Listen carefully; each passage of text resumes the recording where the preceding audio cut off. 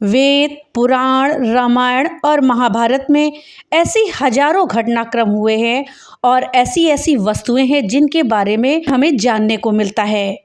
भारत देश को योग, ध्यान, आध्यात्म, रहस्य और चमत्कारों का देश मानते हैं, जिन पर आधुनिक युग में भी शोध जारी है। चमत्कार और विज्ञान की ऐसी ऐसी अजीबोगरीब बातें हैं जिनमें कुछ की वैज्ञानिक पुष्टि होने के बाद हम उन पर सहज ही विश्वास करने लगे हैं। प्राचीन काल में ऐसी वस्तुएं थी जिनके बल पर देवता या मनुष्य असीम शक्ति और चमत्कारों से परिपूर्ण हो जाते थे। उन वस्तुओं के बगैर व्यक्ति खुद को असहाय मानता था। कहते हैं कि ऐसी वस्तुएं आज भी किसी स्थान पर सुरक्षित रखी हुई हैं। तो दोस्तों, आज इस वीडियो में हम उन्हीं में से कुछ चमत्कारी वस्तुओं के बारे में जानेंगे जिनको कि हो सकता है अगर हम ढूंढें या तपस्या करें तो हमें वो मिल जाएं। इस जानकारी के लिए वीडियो में हमारे साथ अंत तक बने रहिएगा, जिससे कि आपको सही और सटीक जानकारी प्राप्त हो पाए। दोस्तों, इन वस्तुओं में पहली वस्तु है कल्पवृक्ष। वेद और पुराणों में कल्पवृक्ष का उल्लेख मिलता है। कल्पवृक्ष स्वर्ग का एक विशेष वृक्ष है। पौराणिक धर्म ग्रंथों और हिंदू मान्यताओं के अनुसार ये माना जाता है कि इस वृक्ष के नीचे बैठ करके जो भी व्यक्ति कुछ इच्छा करता है वो हमेशा पूर्ण हो जाती है। पुराणों में इस वृक्ष के संबंध के बारे में कई तरह की कथाएं बताई गई हैं। इसके अलावा कुछ विद्वान ये मानते हैं कि पारिजात वृक्ष को ही कल्पवृक्ष कहा जाता है।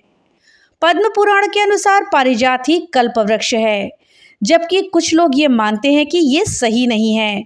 पुराण तो बहुत बाद में लिखे गए हैं। दरअसल कल्पवृक्ष को कल्पवृक्ष इसलिए कहा गया है क्योंकि इसकी उम्र एक कल्प बताई गई है। एक कल्प मतलब 14 मनवंतर होता है और एक मनवंतर लगभग 30,84,48,000 वर्ष का होता है। इसका मतलब कल्पवृक्ष प्रलय काल में भी जिंदा रहता है। पुराणों के अनुसार समुद्र मंथन के 14 रत्नों में से एक कल्पवृक्ष की भी उत्पत्ति हुई थी। समुद्र मंथन से प्राप्त ये वृक्ष देवराज इंद्र को दे दिया गया था और इंद्र ने इसकी स्थापना सुरकानन वन में कर दी थी। माना जाता है कि धरती के किसी न किसी कोने में आज भी कल्पवृक्ष कहीं न कहीं जरूर होगा। हो सकता है कि ये हिमालय के किसी दुर्गम स्थल पे स्थित हो। दोस्तों, दूसरी वो चीज जो कि अभी भी रहस्य बनी हुई है, जो कि पौराणिक काल में थी, वो है अक्षय पात्र। चमत्कारिक अक्षय पात्र प्राचीन ऋषि मुनियों के पास होता था। अक्षय का अर्थ है जिसका कभी क्षय या फिर नाश ना हो।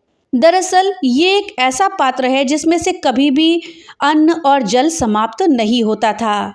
जब भी उसमें हाथ डालो तो खाने की मनचाही वस्तु निकल आती थी। महाभारत में अक्षय पात्र द्रौपदी के पास था। जब पांचों पांडव द्रौपदी के साथ 12 वर्षों के लिए जंगल में रहने चले गए थे, तब उनकी मुलाकात कई तरह के साधु संतों से होती है। कुटिया बनाकर रहने के बाद उनके लिए यहाँ भ्रमणशील साधु संतों के जत्थे उनसे मिलने के लिए आते रहते थे। अब पांचों पांडव सहित द्रौपदी के सामने ये प्रश्न होता था कि वो अकेले 6 प्राणी भोजन कैसे करें और इतने सारे साधु संतों को भोजन कहाँ से कराएं। तब पुरोहित धौम्य उन्हें सूर्य की 108 नामों के साथ आराधना करने के लिए कहते हैं। युधिष्ठिर इन नामों का बड़ी आस्था के साथ जाप करते हैं और अंत में भगवान सूर्य प्रसन्न होकर के युधिष्ठिर को अक्षय पात्र देते हैं। सूर्यदेव युधिष्ठिर को अक्षय पात्र देते हुए कहते हैं कि मैं 12 वर्षों तक तुम्हें अन्न दान करूंगा। ये तांबे का बर्तन मैं तुम्हें देता हूँ। तुम्हारे पास फल, फूल, शाक आदि 4 प्रकार की भोजन सामग्रियां तब तक अक्षय रहेंगी जब तक द्रौपदी परोसती रहेगी। तांबे का वो अक्षय पात्र लेकर युधिष्ठिर प्रसन्न हो जाते हैं। कथा के अनुसार द्रौपदी हजारों लोगों को परोसकर ही भोजन ग्रहण करती थी। जब तक वो भोजन ग्रहण नहीं करती, पात्र से भोजन समाप्त नहीं होता था। दोस्तों, जनश्रुति के अनुसार इसी तरह का अक्षय पात्र आज भी हिमालय के साधु संतों के पास मिलता है। ये पात्र सूर्य की साधना से ही प्राप्त होता है। दोस्तों, पौराणिक काल की तीसरी वो चीज़ जो आज भी मौजूद होने के प्रमाण मिलते हैं वो है कर्ण के कवच कुंडल। भगवान कृष्ण ये भली भांति जानते थे कि जब तक सूर्य से प्राप्त कर्ण के पास उनके कवच और कुंडल हैं तब तक उन्हें कोई नहीं मार सकता। ऐसे में अर्जुन की सुरक्षा की कोई गारंटी नहीं। उधर देवराज इंद्र भी चिंतित थे क्योंकि अर्जुन उनके पुत्र थे। तब कृष्ण ने देवराज इंद्र को एक उपाय बताया और फिर देवराज इंद्र एक ब्राह्मण के वेश में कर्ण के द्वार पर पहुंच गए। कर्ण सभी को कुछ न कुछ दान अवश्य देते थे। दान के समय जब देवराज इंद्र का नंबर आया तो दानी कर्ण ने पूछा कि हे विप्रवर, आज्ञा कीजिए, किस तरह की वस्तु की अभिलाषा लेकर आप आए हैं। विप्र बने इंद्र ने कहा, हे महाराज, मैं बहुत दूर से आपकी प्रसिद्धि सुनकर आया हूँ। कहते हैं कि आप जैसा दानी इस दुनिया में कोई दूसरा नहीं है। तो मुझे आशा ही नहीं विश्वास है कि आप मेरी इच्छा तो जरूर पूरी करेंगे। फिर भी मन में कोई शंका ना रहे, इसलिए आप संकल्प कर लें, तभी मैं आपसे मांगूंगा, अन्यथा आप कहें तो मैं खाली हाथ ही चला जाऊंगा। कर्ण ने जोश में आकर के जल को हाथ में लेकर के कहा, मैं प्रण करता हूँ कि आप जो भी चीज मांगेंगे मैं आपको दे दूंगा। अब आप तुरंत मांगिए, आप क्या चाहते हैं। तब इंद्र ने कहा, हे राजन, आपके शरीर के कवच और कुंडल मुझे दान स्वरूप चाहिए। एक पल के लिए तो सन्नाटा सा छा गया। कर्ण ने इंद्र की आंखों में झांका और फिर दानवीर कर्ण ने बिना किसी एक क्षण को गवाए हुए अपने कवच और कुंडल अपने शरीर से खंजर की सहायता से अलग किए और ब्राह्मण को सौंप दिए। इंद्र कवच और कुंडल लेकर के तुरंत वहां से चले गए और दूर खड़े रथ पर सवार होकर भाग गए। तभी आकाशवाणी हुई, देवराज इंद्र, तुमने बहुत बड़ा पाप किया है। अपने पुत्र अर्जुन की जान बचाने के लिए तुमने छलपूर्वक कर्ण की जान खतरे में डाल दी है। अब ये रथ यहीं धंस जाएगा और तू भी यहीं धंस जाएगा। ऐसा होने पर इंद्र ने इससे बचने के लिए कर्ण को वज्र रूपी शक्ति दे दी और कहा कि तुम इस अमोघ वज्र को जिसके ऊपर भी चला दोगे वो बच नहीं पाएगा। भले ही तुम्हें काल के ऊपर ही क्यों ना इसे चलाना पड़े, लेकिन इसका प्रयोग सिर्फ एक ही बार कर पाओगे। कहते हैं कि वो कवच कुंडल इंद्र ने स्वर्ग में ले जाकर कहीं सुरक्षित रख दिए थे, जो आज भी वहीं पर रखे हुए हैं। दोस्तों, वीडियो में आगे बढ़ने से पहले आपसे एक छोटी सी रिक्वेस्ट है कि अगर अभी तक आपने वीडियो को लाइक नहीं किया है तो कृपया वीडियो को लाइक कर दें और ज़्यादा से ज़्यादा शेयर करें, जिससे कि ये जानकारी अधिकतर लोगों तक पहुंच पाए। और हाँ, अगर चैनल पे पहली बार आए हैं तो कृपया चैनल को सब्सक्राइब कर दें और बेल आइकन दबाना ना भूलें, जिससे कि मेरी वीडियो सबसे पहले आप तक पहुंच सके। तो चलिए वीडियो में आगे बढ़ते हैं और जानते हैं कि अगली वो कौन सी वस्तु है जो कि पौराणिक काल में मौजूद थी और आज भी आशंका है कि वो हमारे धरती पर मौजूद है। इसमें अगली चीज है पारसमणि। इसका जिक्र पौराणिक और लोक कथाओं में बहुत मिलता है। इसके हजारों किस्से और कहानियां समाज में पाए जाते हैं। कई लोग ये भी कहते हैं कि हमने पारसमणि को देखा है। दोस्तों, पारसमणि से लोहे की किसी भी चीज को छुआ देने पर वो सोने की बन जाती थी, जिससे लोहा काटा भी जाता था। कहते हैं कि कौवों को इसकी पहचान होती है और ये हिमालय के आसपास पाई जाती है। हिमालय के साधु संत ही जानते हैं कि पारसमणि को कैसे ढूंढा जाए, क्योंकि वो ये जानते हैं कि कैसे कौवे को ढूंढने के लिए मजबूर किया जाता है। ये तो थी जानकारी पारसमणि की। अब आइए जानते हैं अश्वत्थामा की मणि को। दोस्तों, ये मणि एक प्रकार का चमकता हुआ पत्थर होता है। हम इस मणि को हीरे की श्रेणी में रख सकते हैं। इन्हीं में से कुछ मणियाँ चमत्कारिक थीं। जिसके पास भी ये मणि होती थी वो कुछ भी कर सकता था। रावण ने कुबेर से चंद्रकांत नाम की मणि छीन ली थी। वही मणि आजकल वैद्यनाथ मंदिर में भी विद्यमान है। द्रोणाचार्य के पुत्र अश्वत्थामा के पास एक चमत्कारिक मणि थी, जिसके बल पर वो शक्तिशाली और अमर हो गया था। अश्वत्थामा द्रोणाचार्य का पुत्र था। द्रोणाचार्य ने शिव को अपनी तपस्या से प्रसन्न करके उन्हीं के अंश से अश्वत्थामा नामक पुत्र को प्राप्त किया था। अश्वत्थामा के पास शिव जी के द्वारा दी गई कई शक्तियां थीं। वो स्वयं शिव का ही अंश थे। जन्म से ही अश्वत्थामा के मस्तक पर एक अमूल्य मणि विद्यमान थी, जो कि उसे दैत्य, दानव, शस्त्र, व्याधि, देवता, नाग आदि से निर्भय रखती थी। इस मणि के कारण ही उस पर किसी भी अस्त्र शस्त्र का असर नहीं हो पाता था। दोस्तों, द्रौपदी ने अश्वत्थामा को जीवन दान देते हुए अर्जुन से उसकी मणि को उतार लेने का सुझाव दिया था। इसलिए अर्जुन ने इनकी मुकुट मणि को लेकर के प्राणदान दे दिया था। अर्जुन ने ये मणि द्रौपदी को दे दी, जिसे द्रौपदी ने युधिष्ठिर के अधिकार में दे दिया। युधिष्ठिर के पास से ये मणि किसके पास चली गई, इसका कोई भी उल्लेख नहीं मिलता है। दोस्तों, शिव महापुराण के अनुसार अश्वत्थामा आज भी जीवित माना जाता है और वो गंगा के किनारे पर निवास करते हैं, ऐसा मानते हैं। लेकिन उनका निवास कहाँ है, ये आज तक किसी को नहीं पता। दोस्तों, अगली मणि थी सैमंतक मणि। दोस्तों, कुछ लोग कोहिनूर को भी सैमंतक मणि कहते हैं। हालांकि इसमें कितनी सच्चाई है, ये हम नहीं जानते। सबसे पहले ये मणि इंद्रदेव के पास थी, वो इसे धारण करते थे। इंद्रदेव ने ये मणि सूर्य देव को दे दी थी। बहुत काल के बाद ये मणि राजा सत्राजित के पास पाई गई। सत्राजित ने ये मणि अपने देवघर में रखी। वहां से वो मणि पहनकर उनका भाई प्रसेनजित आखेट के लिए चला गया। जंगल में उसे और उसके घोड़े को एक सिंह ने मार दिया था और वो मणि अपने पास रख ली। सिंह के पास मणि देखकर जामवंत जी ने सिंह को मारकर मणि उससे ले ली और उस मणि को लेकर वो अपनी गुफा में चले गए।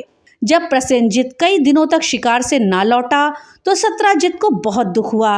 उसने सोचा कि श्री कृष्ण ने ये मणि प्राप्त करने के लिए उसका वध कर दिया है। अतः बिना किसी प्रकार की जानकारी जुटाए उसने प्रचार कर दिया कि श्री कृष्ण ने प्रसेनजित को मार करके स्वयंतक मणि को छीन लिया है। तब श्री कृष्ण ने अपने ऊपर लगे लांछन को मिटाने के लिए मणि की खोज शुरू करी। इस लोक निंदा के निवारण के लिए श्री कृष्ण बहुत से लोगों के साथ प्रसेनजित को ढूंढने के लिए वन में गए। रीछ के पैरों की खोज करते करते वो जामवंत की गुफा में पहुंचे और गुफा के भीतर चले गए।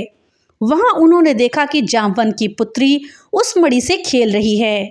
श्री कृष्ण को देखते ही जामवंत युद्ध के लिए तैयार हो गए। गुफा के बाहर श्री कृष्ण के साथियों ने उनकी 7 दिन तक प्रतीक्षा करी। फिर वे लोग उन्हें मरा जानकर के पश्चाताप करते हुए द्वारकापुरी लौट आए। इधर 21 दिनों तक लगातार युद्ध करने पर भी जामवंत श्री कृष्ण को पराजित ना कर सके। तब उन्होंने सोचा, कहीं ये किसी का अवतार तो नहीं जिसके लिए मुझे रामचंद्र जी का वरदान मिला था। ये पुष्टि होने पर उसने अपनी कन्या का विवाह श्री कृष्ण के साथ कर दिया और मणि को दहेज में दे दिया। श्री कृष्ण जब वो मणि को लेकर के वापस आए तो सत्राजित अपने किए पर बहुत शर्मिंदा हुए। इस लज्जा से मुक्त होने के लिए उसने भी अपनी पुत्री का विवाह श्री कृष्ण के साथ कर दिया। उन्होंने कहा कि अब आप ही इस मणि को रख लें। तब श्री कृष्ण ने कहा कि कोई ब्रह्मचारी और संयमी व्यक्ति ही इस मणि को धरोहर के रूप में रखने का अधिकारी है। इसलिए उन्होंने वो मणि सत्राजित को दे दी। कुछ कथाओं के अनुसार ये मणि श्री कृष्ण ने अक्रूर जी को दी थी। उनके पास से ये कहाँ चली गई, कोई नहीं जानता। हालांकि कहते हैं कि ये मणि जिसके पास भी रही वो महान शासक तो बना, लेकिन अंत में उसका बहुत बुरा पतन हुआ। पौराणिक काल की अगली वो चीज़ जो आज भी सुरक्षित कहीं ना कहीं रखी है वो है दिव्य धनुष और तरकश। दधीची ऋषि ने देश के हित में अपनी हड्डियों का दान दिया था। उनकी हड्डियों से 3 धनुष बने, पहला गांडीव, दूसरा पिनाक और तीसरा सारंग। इसके अलावा उनकी छाती की हड्डियों से इंद्र का वज्र बना था।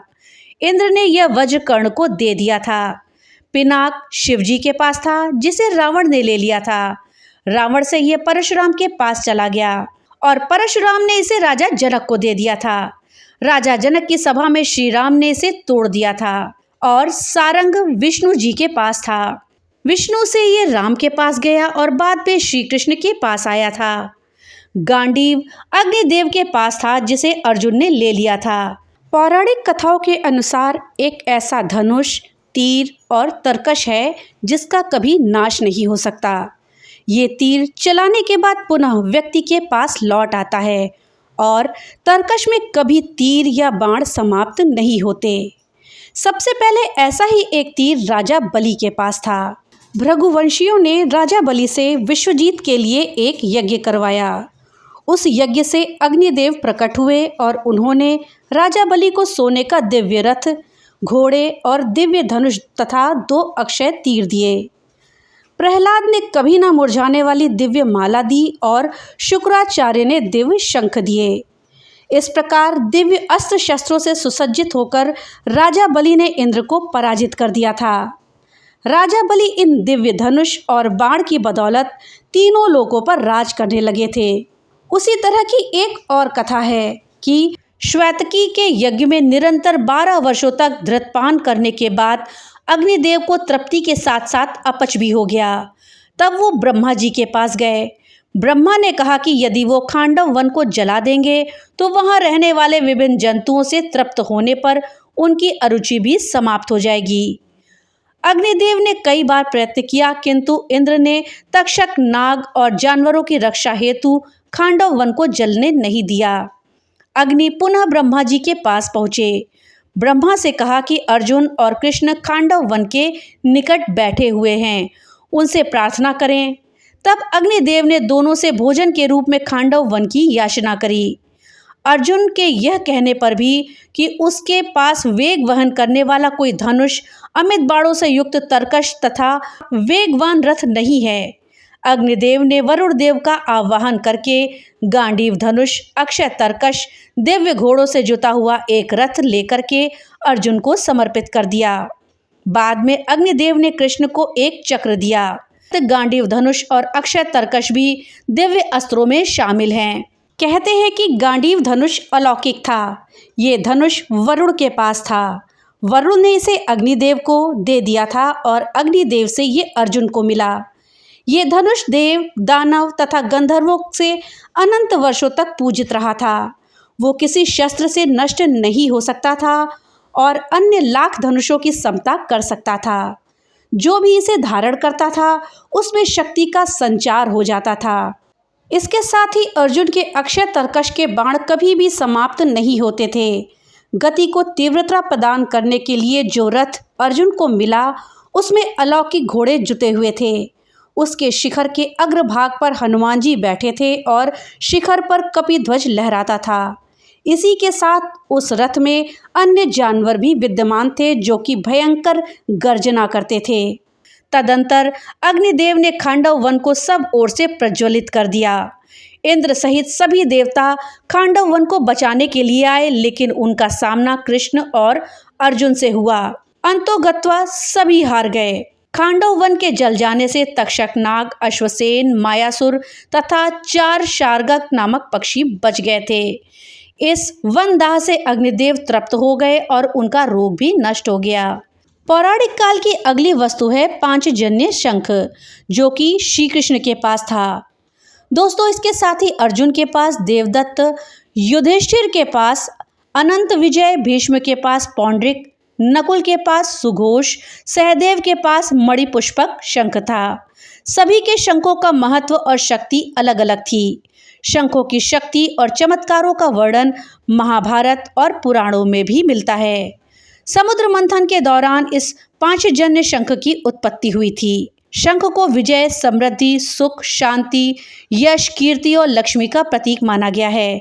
सबसे महत्वपूर्ण ये है कि ये शंख नाद का प्रतीक है। शंख की ध्वनि बहुत ही शुभ मानी गई है। भगवान श्री कृष्ण के पास ये शंख था। कहते हैं कि ये शंख आज भी कहीं मौजूद है। इस शंख के हरियाणा के करनाल में होने के बारे में बोला जाता है। कहा जाता है कि करनाल से 15 किलोमीटर दूर पश्चिम में काछुआ और बहलोलपुर गांव के पास स्थित पराशर ऋषि के आश्रम में ये शंख रखा था, जहां से वो चोरी हो गया। यहाँ हिंदू धर्म से जुड़ी हुई कई बेशकीमती वस्तुएं भी थीं। मान्यता है कि भगवान श्री कृष्ण ने महाभारत युद्ध के बाद अपना ये शंख पराशर ऋषि तीर्थ में रख दिया था। हालांकि कुछ लोगों का ये कहना है कि श्री कृष्ण का ये शंख आदि बद्री में सुरक्षित है। महाभारत युद्ध में श्री कृष्ण ने अपने शंख से पांडव सेना में उत्साह का संचार किया था और इसके साथ ही कौरव सेना में भय भी स्थापित किया था। इसकी ध्वनि सिंह गर्जना से कहीं ज्यादा भयानक थी। इस शंख को विजय और यश का प्रतीक मानते हैं। इनमें 5 अंगुलियों की आकृति होती है। हालांकि ये शंख अब भी मिलते हैं, लेकिन वो सभी चमत्कारी नहीं हैं। इन्हें घर के वास्तु दोषों से मुक्त रखने के लिए स्थापित किया जाता है। ये राहु और केतु के दुष्प्रभावों को भी कम करते हैं। अगली वो मणि जो कहते हैं कि आज भी सुरक्षित कहीं ना कहीं रखी है वो है कौस्तुभ मणि। मंथन के दौरान 5वां रत्न कौस्तुभ मणि थी। कौस्तुभ मणि को भगवान विष्णु धारण करते हैं। महाभारत में उल्लेख है कि कालिया नाग को श्री कृष्ण ने गरुड़ के त्रास से मुक्त किया था। उस समय कालिया नाग ने अपने मस्तक से उतारकर श्री कृष्ण को कौस्तुभ मणि दे दी थी। ये एक चमत्कारी मणि है और कहा जाता है कि इच्छाधारी नागों के पास अब भी ये मणि है या फिर समुद्र की किसी अतल गहराइयों में कहीं ना कहीं ये दबी पड़ी है। दोस्तों, अगली वो चीज जो कि आज भी मौजूद है पौराणिक काल की, वो है संजीवनी बूटी। दोस्तों, ये एक ऐसी जड़ी बूटी है जिसको खाने से जब तक उसका असर रहता है तब तक वो व्यक्ति गायब रहता है। ये एक ऐसी बूटी है जिसका सेवन करने से व्यक्ति को भूत भविष्य का ज्ञान हो जाता है। क्या सचमुच ऐसा था? क्या संजीवनी बूटी होती थी? आज वैज्ञानिक पारे, गंधक और आयुर्वेद में उल्लेखित कई प्रकार की जड़ी बूटियों पर शोध कर रहे हैं। इसके चमत्कारिक परिणाम भी निकले हैं। आयुर्वेद और अथर्ववेद में इसका उल्लेख है कि इस तरह की जड़ी बूटियां होती हैं। ऐसी भी औषधियां होती हैं जो व्यक्ति को फिर से जवान बना देती हैं। औषधियों के बल पर व्यक्ति 500 वर्षों तक निरोगी रहकर जिंदा रह सकता है। माना जाता है कि जड़ी बूटियों के बल पर जहां सभी तरह के दुख दर्द दूर हो सकते हैं, वहीं धनवान भी बना जा सकता है। जड़ी बूटियों से सम्मोहन टीका भी बनाया जाता है। जड़ी बूटियों के माध्यम से धन, यश, कीर्ति, सम्मान इत्यादि सभी कुछ पाया जा सकता है। तो दोस्तों, ये थी जानकारी पौराणिक काल की कुछ ऐसी वस्तुओं के बारे में जिनके बारे में कहा जाता है कि वो आज भी कहीं ना कहीं मौजूद हैं। दोस्तों, इस विषय में आपकी क्या राय है हमें कमेंट बॉक्स में लिख करके जरूर बताइएगा। तो मिलते हैं अगली नई वीडियो के साथ, तब तक के लिए राधे राधे।